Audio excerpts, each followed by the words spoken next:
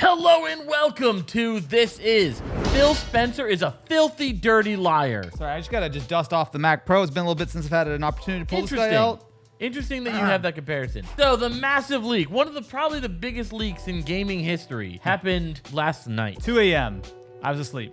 I was also asleep. But we're going to talk about it. And we had some time to digest this. We've had some time to marinate in it.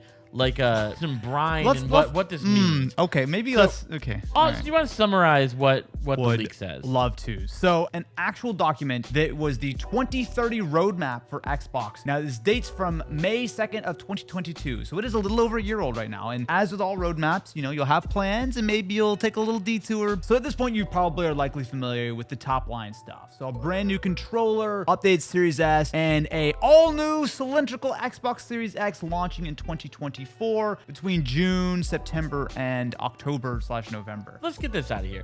Because while other Series X channels have, just the rumors of this, here on This Is, because we're so heavily paid by Microsoft, we got our hands on these early. So Matt, what do you do? What do you... First, we have the updated Xbox Series S. I'll move to Now Mac with Pro. 1 terabyte, but don't worry, because my favorite part about is we have a cylindrical Series X coming out. Cool. But the thing I liked most... What have you, Matt? What have you been doing? We have here... Oh, no. Just let me cook. We have this Xbox Series X cylindrical... Did you just go to the office and try to find every cylindrical thing you could for the But video? don't worry, Sony ponies, because I got you covered. Not only do we have leaked products of the Slims for Xbox, but we also have the PlayStation 5 Super Slim. We do. So here on This Is, we're bringing you all the consoles all the time. Hit me with your legitimate thoughts on this leak, because I think it's so much that I feel like I'm still processing. So I guess, Here's the thing. what was your first impression? All right, this is legitimately one of the largest leaks in the history of gaming, I think. I mean, there's like the Nintendo Mega Leak from a couple years ago, but that was all previous stuff. This Yeah. is all future stuff. So, but here's the thing. I think the only thing that's here that's surprising is, what did they actually say? I think it was like adorably all digital. Oh, or adorably like, all digital. Yeah. Read the room, Xbox. Try and fit a disc in here, my dude. GameCube disc, no problem. What's a little bit more shocking here is the roadmap past the Series X to the new generation of console. And there was actually, if we're talking about stuff that was spicy here, I think there's a lot of stuff about the controller, which we can talk about. But also, my thought was seeing their thought process, looking at what they're going to do to develop this new console. A lot of specs of like AMD, Zen 6, which is wild that we're on Zen 2 and they're going to be shipping it in Zen 6. Yeah. Are they just going to license just like a regular AMD graphics option? Or are we going to roll our own and do like sort It of certainly makes it semi-custom? easier if they're just doing an off-the-shelf thing. If they go with a off-the-shelf AMD GPU for this next generation, it is almost certainly going to be, again, the same as the PS5. What I think Microsoft are thinking about is, hey, can we flex our giant piles of cash and our muscle to develop something custom that would actually have some real differentiation between the PS6 and the Series Z? I just don't think they care about that. They got a whole slide in there talking about here's all the places that we can play our games. The hardware of this is clearly just like, you know what? If we can get a couple more units into people's houses and get them started on the ecosystem, like this is their gateway drug. It's a look into the thought process of playing a next generation. I can't recall a time that we've ever had a leak 5 years before a console comes out in a company's thinking on what they're going to be doing 5 years from now. Like, just I really want to emphasize, this is an insanely historic moment, and that we do not get access to this. You know who the winner in this is? It's Sony. Oh my God, does Sony now have all the ammunition they need for the next 10 plus years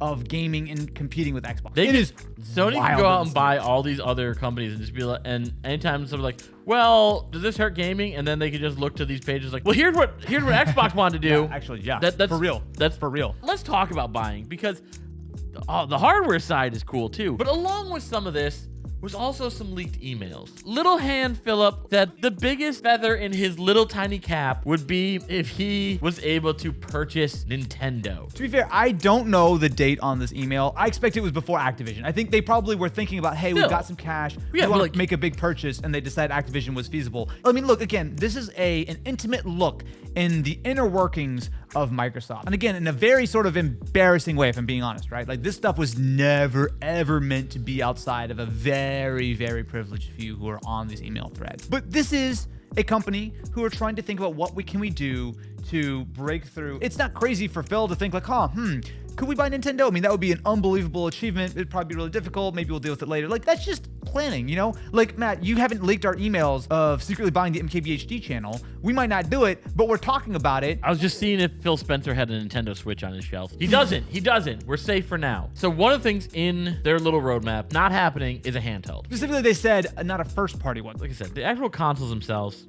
kind of Snoresville. Have you ever inserted a disc into your Series X? I have, but it was an Xbox 360 game. I know every time we talk about this, there's like a handful of people in the comments like, no, I want physical because they can't turn off my games. And yeah, they can. Well, I mean, but like digital is the future. And sort of surprising to me that they're ready to make this move next year and that physical game sales for Xbox titles will basically dry up. Obviously, there are a number of Series X's that are still in rotation, but like that's going to be a small market only getting smaller and smaller, which I think from a retailer perspective. Well, yeah, because that's going to be a tough sell. Let's think of it this way. What retailer is there still to sell physical games? All right, say GameStop is gone. Say they go under. In 5 years, that could totally be a thing. Yeah. Besides Best Buy, who else is in the space? Walmart. Target. If the only place to go is Best Buy and Walmart, they have a lot more strong-arming leverage to say, like, you know what? Hey, we want to be getting a little bit more cut from these. I agree with that. And so, like, if Best Buy is the only place to go to get something, they could say, well, you know what? I want to be getting 20% of this sale or something like that. Otherwise, we're not going to carry your sales. That's what I'm saying. So, like, why would look again? They not go with all digital? We don't have all the information. It would be easy for them to ship a Blu-ray drive and a $100 enclosure if you really care about physical media enough. Obviously, you can go out and buy a Series X today knowing that that's going to be the last Xbox that's going to have a disc drive. But, like, I understand it. I'm not, like, up in arms. Like, I mean, obviously, the writing's been on the wall for a number of years. It just feels like it's a little faster than I expected. Like, they're being very aggressive with their timeline. Here's the thing. Like, there's also not the same vintage to Xbox that there is with Nintendo and PlayStation. I don't see a ton of people with Xbox collections. Yeah, you don't have like a sealed copy of Halo 1 I see people with PlayStation, and so like they probably have that data of saying like our audience for the most part is not a collector. With this leak, they're also saying there's nothing that says like this is a pro. This is it's not a better console. It is also almost certainly, especially with a round design, gonna lose that sort of like mid plate with the two boards on either side, which is so expensive to develop. Yeah. The controller, which we haven't really talked about as much, but like massive update on the controller with haptics, with accelerometers, with speakers / vibrators, and then two-tone design for your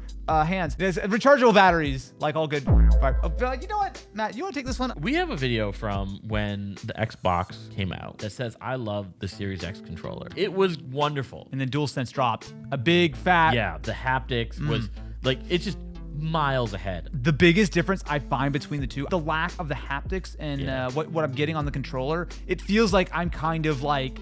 I'm behind. I love the DualSense and I love what they're doing. I'm happy that Microsoft are taking this seriously and trying to really catch up to that and getting rid of the AA batteries. That's been a dumb decision for like 10 plus years. I feel by default, just have the battery removable. And like, if you want to use batteries, you could. But I think that it still will be a removable battery. It's a little unclear from what I've seen. I believe it will be. Obviously, we'll see once. I want a rechargeable battery. I don't want to have to deal with AA batteries. Yeah. But it would be nice to have the option instead of having me go buy an extra battery pack. To have that just default by the controller. Sure, yeah. So I've been the most broken record about cloud gaming. There's a lot of cloud gaming mentioned in this leak for this next generation. It's true. So what are they working on right now? Improved server blades for cloud gaming. Of course. Because anyone who's been trying to place Starfield on cloud gaming has known there's been some pretty bad wait times. There's like 20-minute wait times right now. It's absurd. But like once you get into it, working pretty good. So this new console is hybrid cloud gaming.